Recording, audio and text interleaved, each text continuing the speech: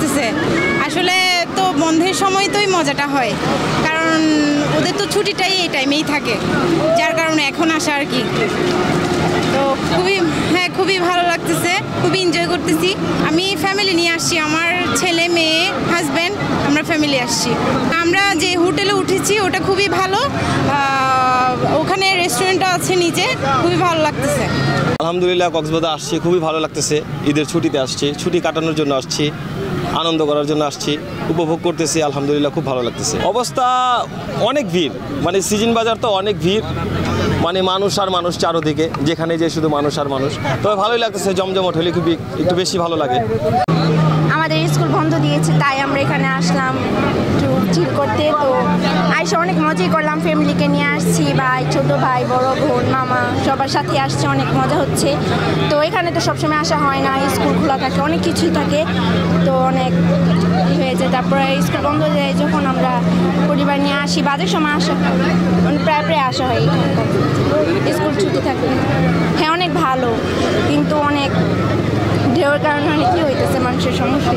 এই জায়গায় সবাই আমরা বাংলাদেশি সেই জায়গায় দেখলাম অনেক মানুষ ঘুরতে আসছে আমরা আর ঈদের ছুটিতে আসলাম বাচ্চাদের নিয়ে সবাই ঘুরতে আসলাম ফ্যামিলি নিয়ে খুবই ভালো আর সবচেয়ে খারাপ দিক হলো গিয়া যে নোংরা করতেছে এই জায়গায় সাপ রাখা ভালো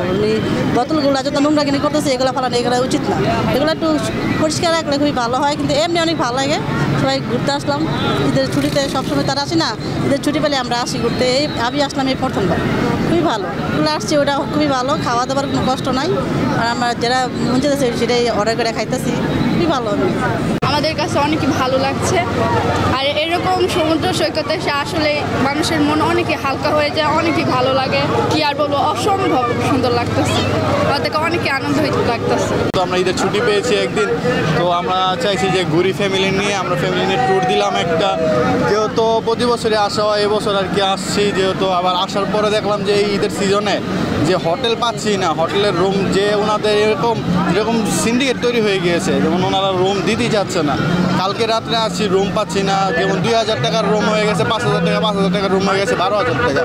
তো আমাদের রুম পাওয়ার অনেক কষ্ট হয়ে গেছে যেমন আমরা আসার পরে যেমন রুম পাইতাম পাওয়ার সাথে সাথে আমরা রুমে ঢুকে যেতাম এবার আসার সাথে সাথে আমরা 3 ঘন্টা রুমেই আমরা ওয়েট করছি রুমের জন্য যে পুরা কক্সবাজার ঘুরে ফেলেছি যে রুম পাই না মানে ওনারা এরকমভাবে করছে যে সিন্ডিকেট মানে দিবেই না রুম এই যে আমরা আসলাম ঈদের ছুটিতে অনেক আনন্দ করতেছি সবাই মিলে ফ্যামিলি নিয়ে আসছি তো বাসায় তো সারাদিন একাই থাকি খালি এখন আসছি একটু ঘুরতেছি মজা করতেছি অনেক আনন্দ হইতেছে ফ্যামিলি সবাই আসছি তো একটু ঘোরাঘুরি করতেছি সবাই মিলে